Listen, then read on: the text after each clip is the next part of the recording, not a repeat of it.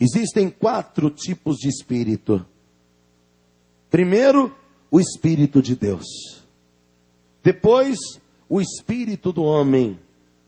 Depois, os espíritos ministradores, que são os anjos, que hão de cooperar para aqueles que vão herdar a salvação. E por último, os espíritos enganadores, que são os demônios. Quando o homem morre, o espírito vai para Deus que o deu. Não fica vagando por aí. Nem para assustar ninguém, nem para fazer coisa alguma. Pastor, então quem são esses espíritos que se manifestam por aí? São os espíritos enganadores. São os anjos caídos, são os demônios.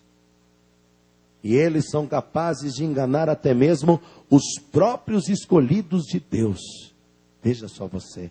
Os próprios escolhidos de Deus. E não é maravilha?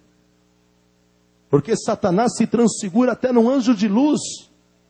Ele engana mesmo.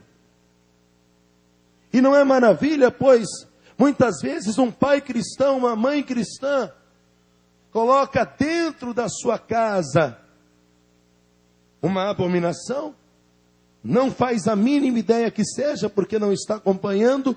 O que importa é deixar o seu filho entretido, o que importa é deixar o seu filho quieto um pouquinho, o que importa é deixar o seu filho calmo. É o que interessa, é o que importa para o pai. Deixa ele um pouco quieto lá, deixa ele vendo aquilo lá, não tem problema. Mas a influência que aquilo está trazendo para aquela casa vai trazer uma maldição. Vai trazer algo muito ruim. Vai trazer. Veja, existe o desenho de um personagem chamado Bob Esponja. Nós não estamos aqui para julgar ninguém, nem a escolha que ninguém faz. Mas o personagem Patrick, ele desce de paraquedas até um lugar onde tem um palco, e quando a câmera foca ele por trás, tem um caniço nas nádegas do Patrick com uma bandeirola, preso nas nádegas daquele personagem. Quando ele cai em cima do palco, uma explosão acontece. E de repente, muda a cena, mas de fundo, o próprio Patrick diz: vocês viram o meu bumbum?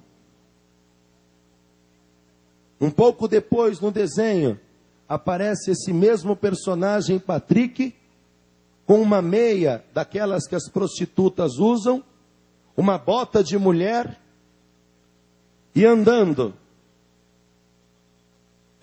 de uma maneira estranha, esquisita, para desamarrar o seu amigo Bob Esponja, que está vestido com uma roupa cor-de-rosa e com uma guitarra que tem um G desenhado. Julgue, analise, pense. O Plâncton, que é o vilão dessa história, ele procura uma maneira de invadir o restaurante ali do seu Siriqueijo, que é um outro personagem. Então, na sua gaveta, ele procura o plano, e ele já usou todos os planos que ele tem para poder pegar a fórmula, e não deu certo. Então, o computador dele diz para ele: o plano Z, o plano Z. E quando ele abre a gaveta e diz: qual o plano Z? O plano Z. Ele abre, aí ele diz: nossa, que plano diabólico. Tem até cheirinho de limão. Como se as coisas do diabo fossem agradáveis. E quando ele sai dali, do seu QG, ele diz: esse plano é do diabo. Julgue, analise, pense. Existe um outro desenho chamado Hércules, aonde o personagem, um dos personagens principais, se chama Hades. E Hades quer dizer lugar dos mortos, o inferno. É o próprio Satanás esse personagem, que segundo a mitologia grega era o deus dos mortos. Ele está ali num abismo, num inferno, num rio de almas perdidas que tentam subir no seu barco, e ele joga fogo e tortura essas almas. E de repente ele chama 2 dos seus demônios, um se chama Pânico e o outro Agonia. Ele sobe uma escada e vão até 3 mulheres chamadas 3 parcas, ou as 3 fatalidades. Elas têm na sua mão um fio de cabelo. Elas decidem quando a pessoa vai morrer ou não. E elas cortam aquele fio de cabelo, e quando elas cortam se ouve um grito, e uma alma de uma mulher desce e entra naquele buraco daquele abismo, e aparece uma placa: mais de 5 bilhões de servidos. E quando aquela alma cai naquele abismo, elas dizem: mais um, com alegria. Nesse mesmo desenho, o personagem principal, Hades, ele diz para os seus 2 demônios que ele encarregou de acabarem com a vida do Hércules. Ele diz assim: eu estou prestes a reorganizar o universo, e o único idiota que é capaz de me destruir anda perambulando por aí. E quando ele diz isso, é num frame, numa questão de segundos. Você não percebe quando você assiste. Você não percebe. Mas ele fica com raiva, tem um acesso de raiva, e sobe um fogo do corpo dele. E nesse fogo que sai do corpo dele, está a palavra Jesus. Para qualquer um ver. Ele está dizendo: o único idiota capaz de me deter anda perambulando por aí. Ele tem esse acesso de raiva, e no fogo aparece a palavra Jesus. Mas com todo respeito, Jesus não é um idiota. Ele é o Rei dos Reis e o Senhor dos Senhores. E com todo respeito, ele não anda perambulando por aí. Ele está em todos os lugares porque ele é Deus. Inclusive ele está aqui agora nesse lugar falando com você, para você abrir os seus olhos e tomar cuidado com aquilo que você coloca dentro da tua casa. Esse mesmo desenho, Hércules está descendo uma escadaria ao lado de um demônio. E esse demônio, ele está segurando na mão de Hércules, quando aparece uma espécie de pregador do fim do mundo, e que diz: o fim está chegando, o fim está chegando. E ele está seminu, vestido com uma espécie de coluna grega. Mas quando você olha bem, aquela coluna grega parece uma lata de lixo. E aquele pregador diz: o fim está chegando, o fim está chegando. Ele puxa a mão de Hércules, que começa a se aproximar dele, e diz assim: tá bom. Aí ele diz para o Hércules: não olhem para eles, eles são loucos. Esses pregadores são loucos, eles não sabem o que estão falando. E o seu filho está com uma esponja absorvendo essas coisas. Os pregadores são loucos, isso não presta. E nesse desenho, você pode analisar e pode ver. Está ali. Porque aquele demônio diz: não olhe para os olhos dele, olhe para os degraus. Como se era para ele prestar atenção se estivesse pisando. E aí, analisando eu esse desenho, tem um zoom nos degraus, porque eu falei: peraí, o Espírito Santo me despertou, olhe para os degraus. Por que olhe para os degraus? E olhando para os degraus, você vê algumas frases escritas nos degraus, que só dá para ver se você pausar, colocar zoom e olhar com atenção. Uma delas é: the end is coming, que quer dizer, o fim está chegando. Quer dizer, o pregador diz isso, ele diz: não olhe para ele, olhe para os degraus, eles são loucos. Mas depois você vê no degrau escrito: o fim está chegando, confirmando a mensagem.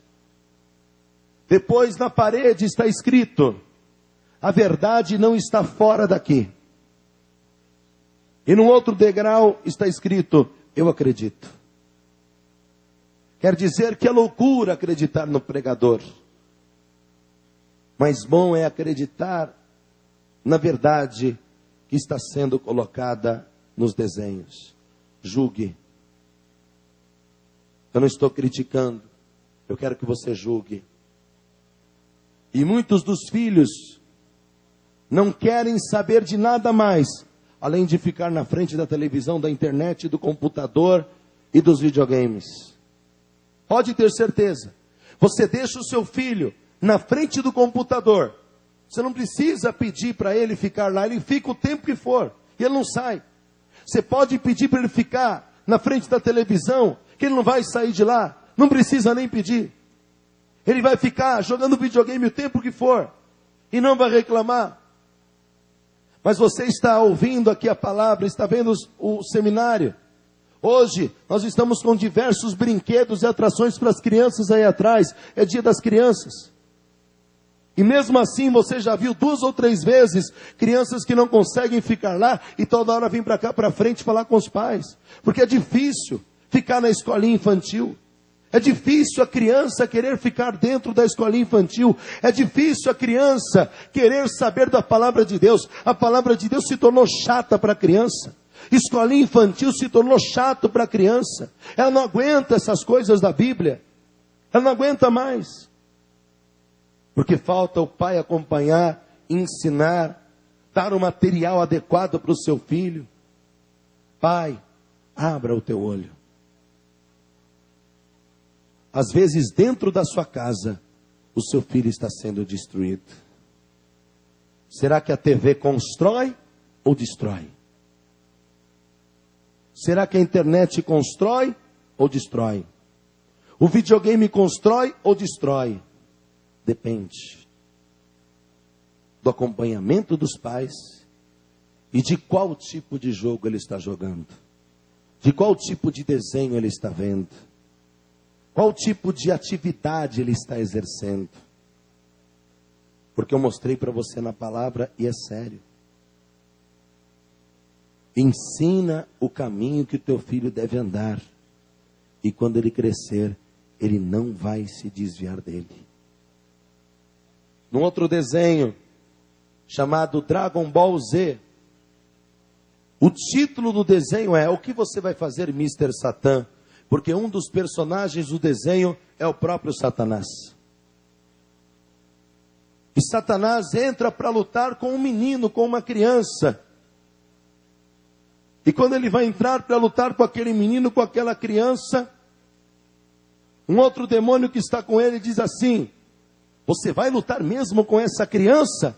A palavra diz: jovens, eu vos escolhi porque sois fortes e já vencestes o maligno. Aí este personagem, Mr. Satan, diz assim: eu vou, mas terei que usar todo o meu poder contra ele. E quando ele entra na arena, uma multidão de pessoas começam a gritar: Satã, Satã, Satã, Satã, fazendo menção ao nome de Satanás e torcendo por ele. E de repente pessoas saem da multidão, se levantam e fazem assim: Satã. Aí outro se levanta e diz: Satã. Outro se levanta e diz: Satã. Amados, a nossa intenção aqui não é ficar repetindo o nome de Satanás, não. Porque Satanás está debaixo dos nossos pés e é o sangue de Jesus que tem poder. Foi para isso que Jesus se manifestou, para